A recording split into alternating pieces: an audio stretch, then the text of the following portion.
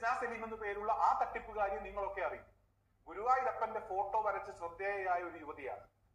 എന്തായാലും ഗുരുവായൂരപ്പന്റെ ഫോട്ടോ വരച്ചോട്ടെ, ഗുരുവായൂരപ്പനെ അവർ ഇഷ്ടപ്പെട്ടോട്ടെ.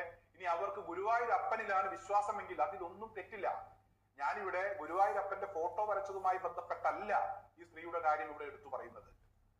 ഈ സ്ത്രീ ചെയ്തു കൂട്ടിയ ഒരുപാട് ദുഷ്ടതകളുണ്ട്, ഒരുപാട് ക്രൂരതകളുണ്ട്. അതിന്റെയൊക്കെ കൃത്യമായ തെളിവുകൾ കയ്യിൽ കിട്ടിയതിന്റെ പേരിലാണ്.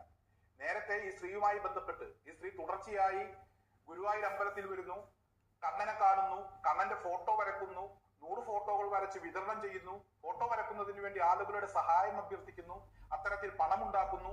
എന്തായാലും ഗുരുവായൂർ അമ്പലത്തിൽ വരുമ്പോൾ ഈ സ്ത്രീ തലയിൽ തട്ടമിടാറുണ്ട്. എന്നാൽ ഈ സ്ത്രീയുടെ നാട്ടിൽ തലയിൽ തട്ടമിടാറില്ല. അതായത് ഇവിടെ മുസ്ലിം പേരും ഒരു മുസ്ലിമിന്റെ വേഷങ്ങളും ധരിച്ച് ഗുരുവായൂർ അമ്പലത്തിൽ വന്നാൽ മാത്രമേ വിലയുള്ളൂ. അതായത് മുസ്ലിം ആയതുകൊണ്ട് തന്നെ അമ്പലത്തിൽ